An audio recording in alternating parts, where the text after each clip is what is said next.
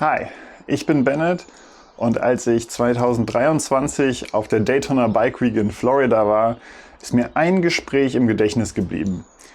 Der Harley-Mitarbeiter am Stand mit der Panamericana hat, als wir über das Thema Navigations-Apps gesprochen haben, so ungefähr gesagt, ja, man braucht halt immer ganz viele. Ohne Google Maps kannst du nicht durch die Stadt fahren. Für die meiste Planung nutzen wir die Harley-App. Und für richtig Offroad musst du Onyx Maps nehmen und wenn wir Tracks fahren, dann nehmen wir Gaia GPS. Und so richtig gibt es kein Schweizer Taschenmesser für Motorradfahrer. Nun, das könnte sich jetzt tatsächlich geändert haben. Ein Schweizer Taschenmesser zeichnet sich ja dadurch aus, dass es viele Funktionen hat, und die Funktionen nicht unbedingt perfekt sein müssen, nur gut genug, dass das Gesamtpaket an sich die beste Option ist, die man haben kann. Fürs Motorradfahren heißt das für mich, ich will geile On-Road-Strecken planen, egal ob riesige Touren mit Anreise, Abreise oder nur mal eine Hausrunde. Und ich will geile neue Strecken entdecken, egal ob On-Road oder Off-Road. Und ich will geile Touren planen mit GPX-Dateien, die ich irgendwo hergefunden habe oder die ich an andere weitergeben muss. TED-Plan, ACT-Plan in irgendeiner Form hantieren mit größeren, komplexeren Touren. Und Stegra.io kann prinzipiell alles davon. Die große Frage ist, kann die App das On-Road, Off-Road, GPX-Gedöns besser als DMD2 oder Osmand? Und kann man damit On-Road besser oder zumindest gleichwertig große Touren planen wie mit Curviga oder mit Kalimoto? Was macht Stegra gut? Zunächst einmal, die Kartendaten sind von OpenStreetMaps. Die OSM-Daten werden auch bei Kalimoto und bei Curviga verwendet und so ziemlich bei jeder anderen App, die ich so weiter kenne. Das ist also nichts besser, nichts schlechter. Mit dem einzigen Unterschied, dass Stegra es tatsächlich schafft, wirklich gute Karten-Updates zu machen. Also wo Kalimoto öfter mal hinterherleckt, ist Stegra eigentlich recht flott. Das wirklich Riesending bei Stegra ist der Webplaner. Und der, würde ich behaupten, ist besser als Basecamp oder ein Osmand Webplaner. Und das hat mehrere Gründe. Zunächst einmal sei angemerkt, die Suche funktioniert super nice. Hier hatte ja Kalimoto lange auch Probleme. Hier muss Osmand auch manchmal zurückstecken. Ich weiß nicht, welche Technologie die dahinter suchen, als Adresssuchentechnologie. Der fancy Nerdwort dahinter ist Geocoder, das Stück Technologie, das einen Ort in Längen- und Breitenangaben in eine Adresse übersetzt. Gibt es teure, gibt es billige, gibt es Open-Source-Geschichten. Egal, was man hier nutzt, das ist total super.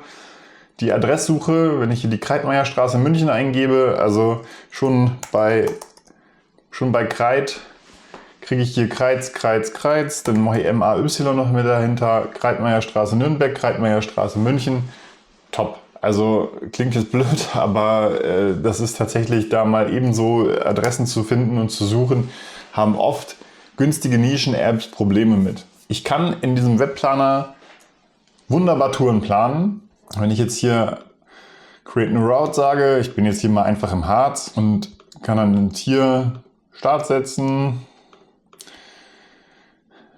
Ziel setzen und kriege natürlich jetzt hier irgendeine Route. Die führt mich jetzt hier schon recht kurvig durch die Welt. Und natürlich wie mit allen anderen Sachen auch, ich kann hier Via-Punkte reinsetzen. Die werden auch intelligent gesetzt. Also es ist nicht immer der letzte Punkt oder so, sondern das System baut die hier schon relativ intelligent rein. Und ich kann natürlich für die Route hier unterschiedliche Routing-Profile nehmen. Und da ist Stegra ziemlich nice. Es gibt halt eins für Fußgänger, eins für Fahrradfahrer, es gibt eins für schnellste Route, es gibt eins für kurvigste Route und es gibt das, was Stegra ausmacht, eins für die Offroad-Route, versucht möglichst viele unbefestigte Straßen zu finden. Ich zeige das jetzt mal in der App. Wenn ich in der App bin, und das geht natürlich auch im Webplaner so, ich kann hier zum Beispiel einfach das als Start setzen, irgendwo im Harz, und dann hier am anderen Ende der Welt, vom Harz, nehme ich das Ziel und dann kriege ich jetzt hier eine Route und ich kann halt auch hier in der Mitte einfach noch einen VIA-Point setzen. Der wird dann noch intelligent in die Karte integriert. Alles schon mal ziemlich nice. Und das Schöne ist, geht ja auch bei anderen Apps, aber ich kann das hier bei Stegra halt auch. Ich kann abschnittsweise jetzt sagen, okay, ich will den ersten Teil schnell und ich will das zweite Segment zum Beispiel jetzt kurvenreich oder ich kann das zweite Segment möglichst Offroad optimiert. Das geht alles pro Segment, Segment, Segment und das gleiche kann ich quasi dann auch noch mit Vermeidungen füttern. Also hier zum Beispiel Mautstraßen und Fähren kann ich jetzt pro Segment auch wieder einfügen oder ausschließen. Das geht wunderbar und ist ein bisschen rudimentärer, als man es jetzt bei Kurviga gewohnt ist. Aber es funktioniert so aus der Hand heraus und es funktioniert genauso gut in der App wie auf dem Webplaner. Der Webplaner hat allerdings noch ein paar wesentliche Vorteile. Das, was den Webplaner wirklich auszeichnet, ist mit GPX-Dateien zu hantieren. Also ich kann jetzt hier einfach sagen, ich importiere jetzt hier irgendeine GPX-Datei. Sagen wir mal, was habe ich hier gerade? Ich habe hier gerade den TED Schweden, passt ja. Und die importiert er mir dann mit allem Möglichen, was da an Informationen drin ist. Zeigt mir das hier auch an, zeigt mir das hier als unterschiedliche Segmente an, zeigt mir hier unterschiedlich die Points of Interest an, die ich importieren kann. Ich kann die jetzt alle auswählen oder nur bestimmte Segmente, wenn ich schon weiß, was ich will. Ich will jetzt natürlich erstmal alles, weil ich sehe es ja noch nicht. Und dann kann ich einfach sagen, okay, ich kann das jetzt auch noch zu einer Collection zum Beispiel hinzufügen und mir das Ganze organisieren, aber ich haue es jetzt einfach mal auf die Karte. Und hier habe ich halt den Vorteil, ich sehe jetzt wirklich diese Strecke vom TED in Schweden und kann jetzt quasi mir hier auch unterschiedliche Segmente anwählen, kann mir die hier zum Beispiel farblich auch einfach ändern, sodass ich jetzt diesen Teil der Straße anders sehe und habe den riesen Vorteil, dass ich jetzt mit diesem Ding hantieren kann. Also ich kann jetzt sagen, ich habe jetzt hier meine TED-Section, das ist nicht 1 gewesen, ich habe jetzt hier die ich gerade grün gemacht habe. Das ist die Section 3 vom TED in Schweden. Und die könnte ich mir jetzt als neue Route abspeichern und daraus halt meine größere Tour planen. Wenn ich jetzt nur den Segmententeil fahre oder das halt nur in bestimmten anderen Teilen machen will. Das ist wahnsinnig schön, damit halt einfach zu hantieren und sich halt diese großen Routen rauszusuchen. Und das funktioniert anders als bei Kurviga und bei Kalimoto halt 1:1. Also Stegra macht hier keinerlei Anpassungen an die Route. Ich kriege exakt diesen Abschnitt, den ich haben will und da wird nichts irgendwie im Routing dran verändert. Plus, ich kann damit halt wirklich, wirklich gut mir eine eigene Route zusammenbasteln. Das geht auch auf dem Handy, also rein theoretisch kann ich diese Segmente auch da rein, kann ich diese GPX-Dateien auch auf dem Handy importieren. Das Bearbeiten auf dem Handy funktioniert allerdings nicht in der Form so wie auf dem Webplaner. Das wird natürlich mit der Zeit noch angepasst, aber wir kaufen natürlich nichts, was man nicht schon von vornherein hat. Also wer jetzt nur auf dem Handy planen will mit den GPX-Dateien, das funktioniert noch nicht so gut wie bei Osment. Aber insgesamt ist der GPX- und Webplaner bei Stegra ultra mächtig und geht sogar noch über bestimmte Dinge hinaus, die andere Apps überhaupt nicht können. Zum Beispiel, ich kann mit anderen Leuten planen. Wenn ich auf meine Routen gehe oder auf meine Rides, das spielt jetzt hier keine Rolle. Also ich habe hier Routes, ich kann ein paar andere von anderen Nutzern das auch sehen, aber ich kann hier auf meine gehen und sehe jetzt hier welche, die ich jetzt geplant habe. Zum Beispiel jetzt hier irgendwas, was im Harz ist. Einmal planen, einmal speichern und dann kann ich mir das hier unter diesen Sachen angucken. Und hier kann ich neben dem GPX-Download und so weiter und so fort, kann ich jetzt hier Share drücken. Und in diesem Share-Button kann ich jetzt andere Leute einladen. Den kann ich jetzt einfach an meinen Kumpel schicken und der kriegt die Route, kann sich die angucken und kann dann Request to Join stellen. Also kann einfach sagen, ich möchte ein Teil an dieser Planung werden, Teil dieser Route werden. Ich sehe dann den Request, kann ihn approven und wenn ich ihn approved habe, dann sehe ich hier unter dieser Route, unter Members würde er dann hier auftauchen. Und was ihr jetzt hier schon seht, hier steht jetzt Bennett, das bin ich und ich bin Owner von dieser Route. Und ich kann mich aber auch selber zum Contributor oder zum Member machen, also zum Mitwirkenden oder Mitbearbeiter oder zum Mitglied dieser Route. Und das ist ultra mächtig, wenn es jetzt wirklich darum geht, dass ich mal mit einer größeren Truppe oder einfach nur mit einer Truppe irgendwo hinfahren will. Also wir können gemeinsam planen, aber ich kann zum Beispiel auch verhindern, dass Leute diese Route bearbeiten. Sie können sie angucken, Sie können sie runterladen, Sie können sie auch bei sich planen und abfahren, aber Sie können sie zum Beispiel nicht bearbeiten. Ich habe ein richtiges Rollenrechte-System, das ich so in keiner App kenne. Also wenn ich jetzt mit einem Kumpel irgendwie meinen TED ans Nordkap Schweden planen würde, dann kann ich ihn zum Member machen und er kann mir mal sagen, ja, ich würde da anders fahren, dann kann ich das umplanen und er kann aber theoretisch nichts kaputt machen, wenn ich so willst. Oder ich mache ihn zum Contributor, also zum Mitbearbeiter und kann ihm dann auch wirklich erlauben, da einfach aktiv was mit dran zu ändern und dran rumzuplanen und sich einzubringen. Also das hat schon echt richtige Vorteile. Davon mal abgesehen, dass man sich jetzt hier die Route auch noch als Simulation anzeigen lassen kann. Das ist einfach mal ganz nett, um sie abzufahren und zu gucken, wie sieht das denn so ungefähr aus.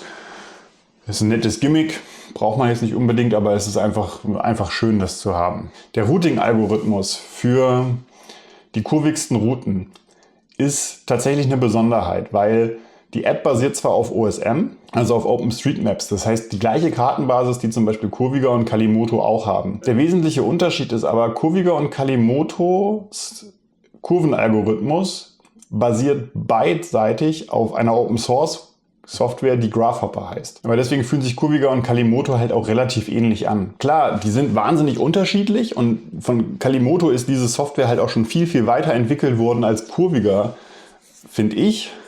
Der Unterschied hier zu Stegra ist, der Kurvenalgorithmus basiert auf gar keiner Basis von irgendeiner Software, sondern der ist wirklich komplett eigens entwickelt worden, von Scratch, von Null, und das merkt man halt einfach, der funktioniert ein bisschen anders. Er ist deutlich performanter, finde ich, ist mein Eindruck.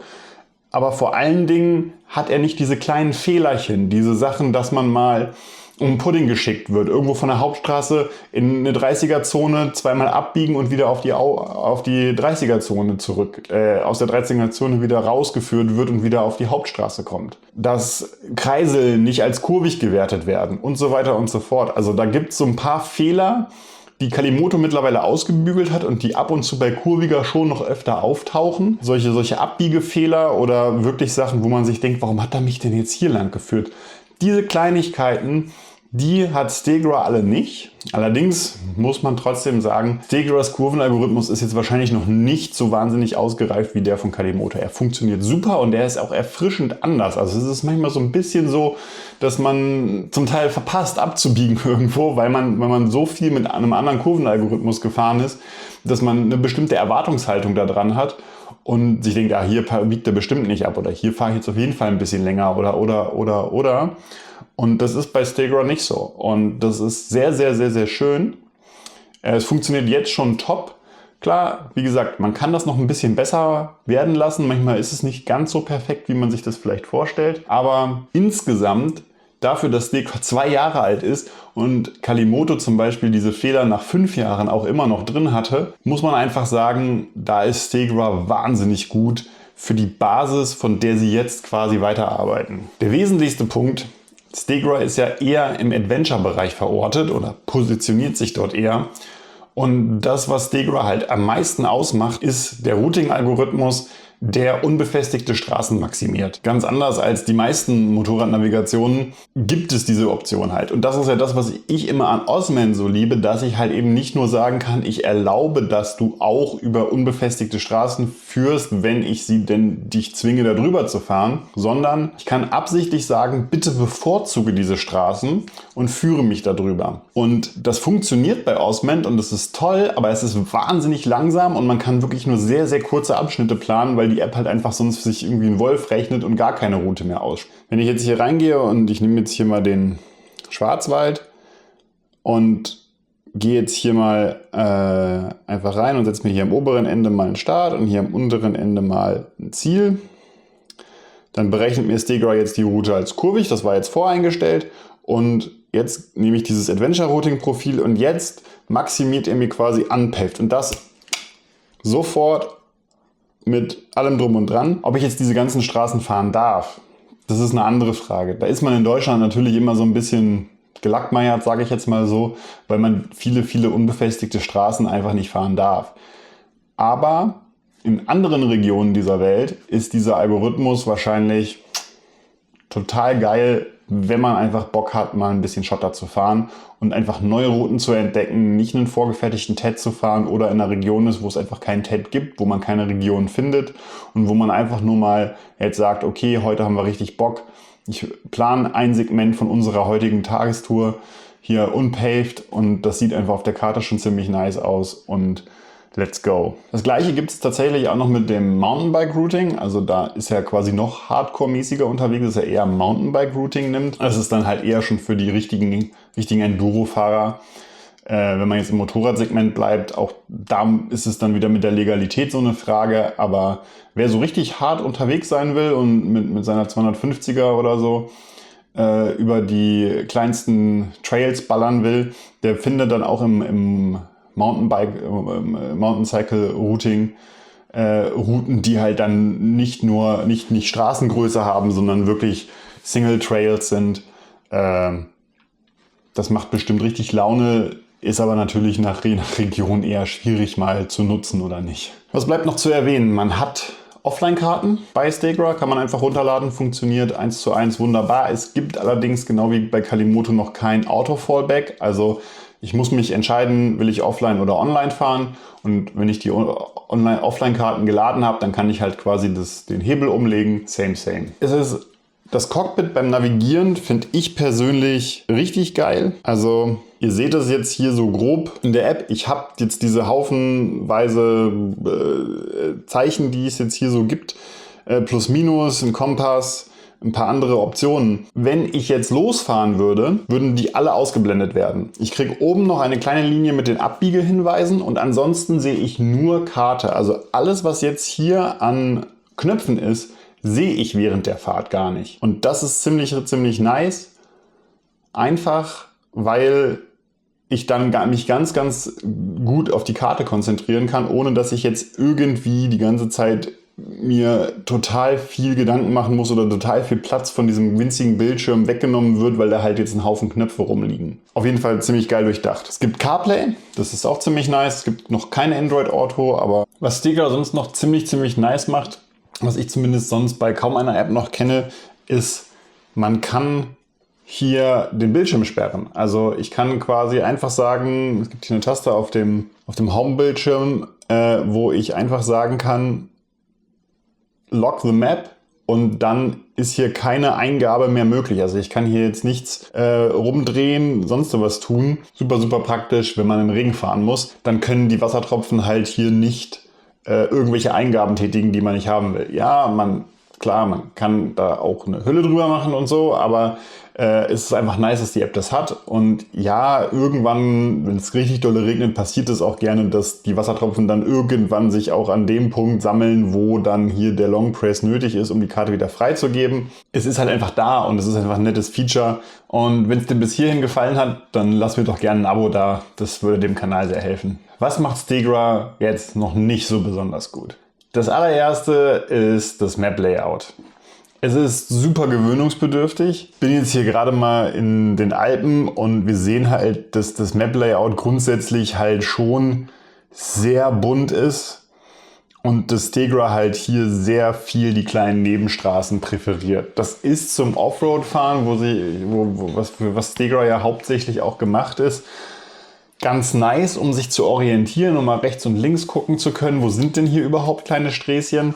Aber es ist aktuell einfach noch way too much. Also man ist da völlig überfordert, sich zu orientieren, weil halt auch einfach die Hauptstraßen untergehen, dass man überhaupt sieht, wo bin ich, wo geht die eine Straße lang, wo geht die andere Straße lang. Es gibt ein bisschen Auswahl dafür. Es gibt auch in der Webversion mehr Auswahl für die Layouts. Das ist allerdings immer noch in so einem Da muss noch ein bisschen was passieren, damit das halt auch für den Otto-Normalverbraucher, also dann, wenn ich halt auch mal einfach das damit normal fahren will, nützlich wird. Da ist Stagra einfach, muss noch ein bisschen was liefern. Ein rieseniges Manko ist, es gibt kein Vermeiden von Autobahnen. Also wenn ich jetzt hier irgendeine Route mache, dazu muss man im Übrigen hier immer auf Create New Route gehen und dann ist das auch kein Problem. Also wenn ich jetzt hier irgendeinen Startpunkt setze und hier unten irgendein Ziel, dann plant mir Stegra ja diese Route und ich sehe ja jetzt in dem Route Mode, okay, das ist jetzt die Strecke, die ich geplant habe und ich kann jetzt hier Use Ferries und Use Toll Roads an- und ausmachen. Aber ich habe halt nur Ferries und Toll Roads als Optionen, keine Autobahnen. Jetzt ist es so, dass in den meisten Ländern Europas automatisch bei keinen Mautstraßen Autobahnen auch automatisch einfach mit drin sind, weil die meisten Autobahnen einfach Mautstraßen sind. Das ist natürlich in Deutschland jetzt nicht so. Und deswegen ist das halt ein bisschen schade und ein bisschen nervig und das verhindert halt an vielen Stellen, gerade wenn ich jetzt hier in der Region eine Tagestour plane, wo ich in Harz eine schnelle Anreise will, aber eben nicht über die Autobahn, dann macht das halt einfach keinen Sinn, weil ich halt einfach dieses erste Streckensegment mit Stegra gar nicht planen kann oder gar nicht kalkulieren kann. Das ist tatsächlich ein bisschen nervig. Stört halt so ein bisschen. Auch die Tatsache, man hat halt nur ein schnelles Routing-Profil. Also man hat ja schnellste, bei Kalimoto zum Beispiel schnellste mit Autobahn, schnellste ohne Autobahn. Also das ist einfach in den Routing-Profilen drin. Hier ist es halt nicht so. Ich habe halt nur schnellste Route und die ist immer mit Autobahn und ich habe jetzt aktuell keine Möglichkeit zu verhindern, dass Autobahnen auch mit eingeplant werden. POIs ist mal wieder auch so eine Sache. Stegra hat sehr viele POIs, aber erstens nur in der Webversion und zweitens nicht die wesentlichsten, die ich brauche. Also wenn wir hier kurz reingucken, kann hier auf Items on Map gehen und kann hier Points of Interest anwählen, dann sehe ich, hier sind schon sehr schön viele POIs, die ich auswählen kann. Ich kann mir hier zum Beispiel Picknickplätze anmachen. Und werden mir die auch gleich auf der Karte auch angezeigt. Ich kann hier Tankstellen anmachen. Muss ich natürlich hier Other POIs noch anmachen. Und dann sehe ich hier meine Tankstellen. Ich sehe hier die Bergspitzen. Ich sehe hier die Picknick-Sites. Ich sehe einfach alle POIs, die ich wirklich gerne sehen will. Es gibt hier eine große Auswahl an POIs. Die wesentlichsten, für mich wesentlichsten nicht. Nämlich Bergpässe. Die fehlen einfach in der Auswahl und Motorradparkplätze. Das ist jetzt ein Kalimoto-Spezialding, aber ich liebe das einfach. Ich mag das einfach gerne, wenn ich halt in eine große Stadt in Südeuropa fahre, dass ich diese Option habe. Ist jetzt nicht so wild, aber die Bergpässe sind halt der wesentlichste Teil. Ich plane meine Touren immer entlang dieser Bergpässe und die fehlen hier einfach. Plus POIs insgesamt in der Planung anzeigen und mit einplanen fehlt in der App noch komplett, funktioniert im Web. Ist halt hier jetzt leider auch so ein Manko. Dann gibt es noch so ein paar Kleinigkeiten. Zum Beispiel, ich habe keine Radarfallen und ich habe keine aktuellen Sperrungen. Klammer auf, ich habe Sperrungen von Offroad-Strecken. Also ich kann mir Gates anzeigen lassen, wo es zum Beispiel auf Privatwege geht oder wo bestimmte Abschnitte quasi ja eigentlich nicht mehr befahrbar sind oder wo man mal ein Stück über Privatgelände fahren muss, wo man vielleicht sogar fahren darf. Es gibt ja so in England so Right to Roam, man darf da lang und man darf da drüber und da darf man aber trotzdem als Bauer halt ein Tor hinmachen. Das muss man im Zweifel einfach nur öffnen, weil es halt dafür gedacht ist, dass da keine Viecher oder Wölfe oder sowas hinlaufen. Aber grundsätzlich irgendeine Sperrung mit einer Baustelle und so weiter, das gibt es aktuell noch nicht so sehr. Ist jetzt nicht so ein Riesenmanko, weil die meisten Apps haben das auch nicht, wenn sie nicht Google heißen. Aber diese Sperrungen fehlen halt einfach noch für so eine runde Sache. Dann gibt es keinen Grundtour-Generator. Ich nutze den jetzt persönlich nicht so häufig, aber für manche, die das halt in der Heimregion gerne machen und einfach mal sagen, hier, Random Rundtour ist ein cooles Feature, wie gesagt, hat Stegra nicht. Größtes Manko für die Internationalität ist Sprachen. Die App konnte ich bisher nachvollziehen, gibt es in den meisten europäischen Sprachen. Die gibt es auf Deutsch, die gibt es auf Schwedisch, auf Englisch, auf Spanisch habe ich glaube ich auch gesehen.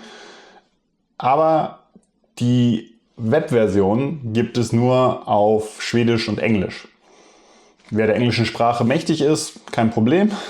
Schwedisch sprechen die meisten jetzt wahrscheinlich nicht. Aber es gibt von der Webversion zum Beispiel keine deutsche Variante. Ist ein bisschen schade, aber wird bestimmt noch nachgeliefert. Ansonsten gibt es noch so kleine Bedienungsmankos. Aktuell auf meiner Testroute war es zum Beispiel so, dass ich zoome wahnsinnig gerne während der Fahrt. Also wenn ich jetzt gucken will, wo bin ich ungefähr oder wo kommt die nächste Abbiegung oder wie eng werden die Kurven, die jetzt gleich auf mich zukommen, dann zoome ich gerne rein und raus. Und Stegra funktioniert auch mit so Joysticks oder so nachrüstbaren Joysticks. Damit geht das dann wahrscheinlich wunderbar. Aber dadurch, dass die Knöpfe komplett verschwinden, wenn ich losfahre, habe ich ja die Zoom-Buttons auch nicht mehr auf der Karte. Ich sehe viel schöne Karte, aber ich habe zum Beispiel gar keine Bedienelemente mehr auf der Karte, die ich jetzt während der Fahrt antippen kann. Und wenn ich jetzt einmal auf die Karte tippe, dann hat Stegra noch keine Option, wo erstmal nur die Knöpfe wiederkommen, sondern in dem Moment, wo ich auf die Karte tippe, setze ich dann einen Via-Punkt hin, weil ich die Route irgendwie bearbeite. Also ich bin sofort wieder in so einem Planungsmodus, was mich halt einfach während der Fahrt dann massiv stört, weil in dem Moment muss ich anhalten, in dem Moment, wo ich anhalte, kriege ich die Knöpfe wieder und dann kann ich zoomen. Ja, das war so ein bisschen nervig und das sind Kleinigkeiten, aber sind halt solche Dinge, die es halt noch so ein bisschen das Erlebnis trüben. Trotzdem, gerade halt das Routing und das Rausfinden von unbefestigten Straßen, das kann, glaube ich, keine App so gut wie Stegra aktuell. Als letztes zu erwähnen ist noch der Preis. Stegra ist ungefähr so teuer wie Kalimoto. Und das ist jetzt ein hinkender Vergleich, weil Stegra positioniert sich natürlich völlig anders. Für welche Art Nutzer lohnt sich Stegra am meisten und wo ist es auch seinen etwas hohen Preis wert? Das sind die Basecamp-Nutzer. Ganz klar. Die jetzt noch Basecamp nutzen, die schon lange nach einer Alternative suchen, die ganz viele Möglichkeiten oder eigentlich alle Möglichkeiten bietet, die Basecamp halt auch mit drin hat, das ist die Stegra Studio Webplaner App. Das hat alle Funktionen, die man haben will, hat alle möglichen Sachen, die man braucht. Klar, es fehlen vielleicht ein paar Kleinigkeiten, aber auch im Vergleich zum Kalimoto Webplaner zum Beispiel ist der hier um Längen mächtiger. Ich habe 1000 andere Einstellungsmöglichkeiten, kann mir das farbig machen, kann mir Overlays machen, kann mir einfach ganz komplexe GPX-Dateien zusammenbasteln und kann die ja auch noch mit anderen teilen und gemeinschaftlich bearbeiten. Und das ist halt ein wesentlicher Faktor, den hat eigentlich sonst keiner. Die App ist dann nur Bonus. Ich kann das dann einfach auch synchronisieren lassen oder ich ziehe mir halt die GPX raus und pack's auf mein Garmin, um dann halt eben einfach Offroad zu ballern. Das funktioniert für diese Art Nutzer wirklich gut. Für den Offroad-Fahrer, der vor allen Dingen mit einem Handy einen TED reinladen will und dann einfach den TED losfahren will, ist es halt leider noch nicht hundertprozentig da. Dadurch, dass ich mir die GPX-Dateien noch nicht auf dem Handy wirklich gut auseinanderziehen kann, ist es da halt auch noch so ein bisschen ein kleines Manko, dass ich halt immer erst ins Web muss und dann das auf dem Handy vernünftig machen kann. Für den Nutzer ist es halt auch noch nicht hundertprozentig da. Genauso wenig ist es für den Nutzer da, der jetzt perfekt mit Kalimoto fährt, so wie ich halt gerne schon meinen absoluten Rhythmus gefunden habe, wo ich einfach Start, Ziel, 3 Mountain Passes und let's go. Das ist einfach ein wahnsinnig schnelles und komfortables Planen. Das kriege ich mit Stegra nicht so hin. Dazu fehlen mir die POIs. Dazu fehlt mir noch der Kurvenalgorithmus, der noch so ein bisschen mehr getwitcht werden müsste, obwohl das eigentlich auch vernachlässigbar ist, weil er ist wirklich sehr einzigartig und einfach sehr schön erfrischend. Aber auch zum Beispiel so eine Anreise zu planen, dass ich einfach sagen kann, ich will da jetzt mit Autobahn, ohne Autobahn. Da fehlen noch so ein paar Kleinigkeiten. Das macht Stegra jetzt natürlich gefühlt irgendwie unattraktiv. Aber was mich daran so freut, was mich daran tatsächlich ein bisschen aufgeregter macht, ist der Grund vom Anfang, das Schweizer Taschenmesser. Kalimoto wird, so wie sie sich aufstellen und so wie es aktuell aussieht, einfach keine geile Offroad-App werden. Jemals. Es scheint einfach nicht deren Ding zu sein und das fehlt mir halt einfach massiv in deren Ausrichtung.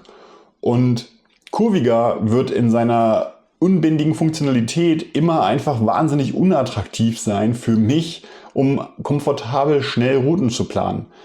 Und Osmand wird für mich immer nur dieser Grund sein, okay, ich werde eine GPX da reinladen und kann die dann wunderbar abfahren. Da ist Stegra einfach geiler. Und diese ganzen Gründe, diese ganzen Mankos, die ich bis jetzt aufgezählt habe, das sind im Vergleich zu vielen Dingen Kleinigkeiten. Noch einmal ein POI hinzufügen, der noch Mountain Passes hat, das ist ein Kartenupdate. Dazu braucht man nicht mal großartige OSM-Skills oder sowas, nochmal die Mountain Passes als POIs mit reinzuladen. Das kann nicht lange dauern, bis die das nachliefern. Die Autobahn, also bei OSM Primary Roads, zu vermeiden, ist keine großartige Kunst. Das sind alles Kleinigkeiten, die, wenn Stegra sie löst, tatsächlich das Schweizer Taschenmesser werden könnte, von dem ich zumindest träume. Dass ich nicht mehr irgendwie für das eine die App und für das andere die App und für das dritte die App nutzen muss, sondern dass ich eine App habe, von der ich weiß, dass sie auf allen Plattformen funktioniert, mit der ich meine kurvigen Routen planen kann, mit der ich meine schnellen Routen planen kann und mit der ich neue Offroad-Strecken entdecken kann oder mit denen ich richtig geil GPX-Dateien bearbeiten und teilen kann und meine ganzen großen Routen planen kann. Und wenn man sich überlegt, in welchem Tempo Stegra jetzt hierher gekommen ist, die App gibt es seit 2023 und sie ist jetzt im Jahr 2025 an einem Punkt, wo man denkt, boah, krass, wenn die in dem Tempo weitermachen, dann sind sie im nächsten Jahr wahrscheinlich genau da, wo ich denke, dass sie hin müssen. Und dann werde ich wahrscheinlich nur noch mit Stegra fahren. Also da freue ich mich drauf. Falls ihr denkt, das ist alles Blödsinn, lasst mich gerne wissen. Wenn ihr denkt, Stegra ist auch richtig geil, schreibt mir das auch gerne mit rein. Und ansonsten sehen wir uns im nächsten Video. Lasst mir gerne noch ein Abo da. Ciao.